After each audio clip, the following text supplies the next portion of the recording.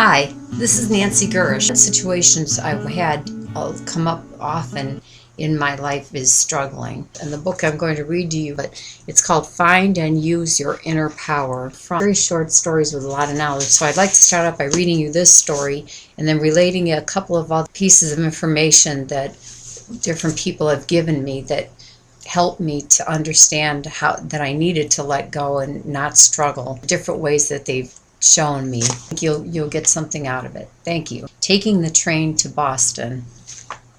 True mental relaxation is just as important as right mental activity. Wise relaxation and wise activity are the balanced poles of all true action. Today, most people realize the necessity for learning to relax physically if health is to be maintained. But even students of metaphysics are not always clear on the need for mental relaxation too. Many people are constantly subjecting their minds to totally unnecessary wear and tear. They rehearse past troubles mentally, and often they even rehearse trouble that they think is likely to happen tomorrow or next week, thereby helping to bring it upon themselves. They indulge in violent mental arguments with absent people. They cross all kinds of bridges mentally, hundreds of miles before they reach them. We speak colloquially of, quote, taking the train, unquote, somewhere, and actually many people who ride in trains do take the train mentally the whole journey. And that is why so many people are quite worn out when they arrive at their destination. The New Yorker who takes the train to Boston in this way gets in at Grand Central, sits down uneasily, not even relaxing physically, and immediately begins to wonder whether the train will arrive on time. He wonders whether he will be able to find a red cap promptly. In imagination, he dashes about the platform in Boston looking for a porter. He runs mentally up the steps to the street level. If he knows the city, he dashes mentally through the streets to the place of his appointment. Coming back momentarily to the present, he glances at his watch and looks out the window to see how far the train has gotten, and he keeps this up for the 4 or 5 hours of the journey. Many years ago, I noticed that when a train arrives in the terminal from a long run, the locomotive men always seem to come off the train looking fresher than most of the passengers, although they have been working and the passengers have not. This, of course, is the explanation. For the engineer and fireman, it was only a routine day's work. They did not dream of trying to take the train mentally. They let the engine take it. The passengers, who were in a mental turmoil most of the time, were trying to take the train and suffered the consequences. I read that a couple times lately, and I was reminded of different ways that other people have told me not to take the train.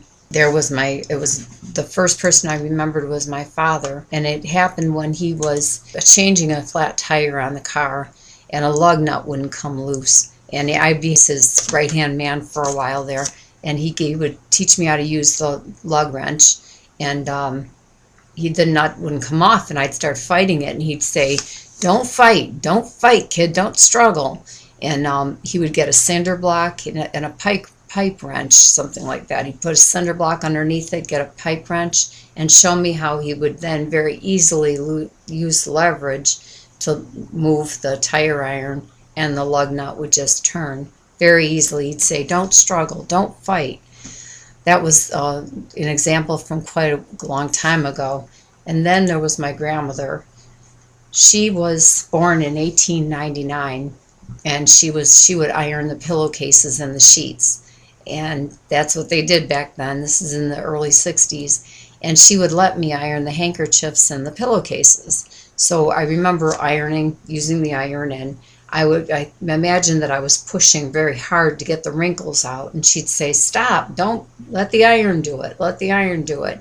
So my second message is, don't struggle, let the heat or the power do the work. If I'm struggling too hard, I remember those words, let the iron do it. And I remember that today when I am ironing. Now I choose to iron a couple times now and then. And then the next person that helped me with this was a wonderful person named Red. And Red told me, if it's bigger than you are, let it go. And I took that message and I left. I left the place where I visited Red, and I thought about what he said. He would always give me things to think about.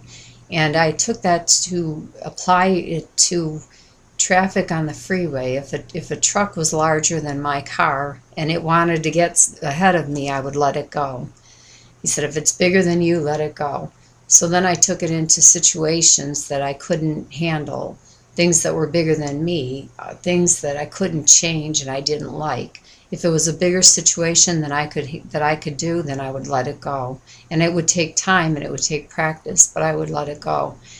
And that applies to people. If you can't change them, if I can't change them and their stubbornness or their anger or their pain is greater than I can help, I have to let that go too. So that's my message today: is sit and relax on that train. Don't think you have to take the train yourself.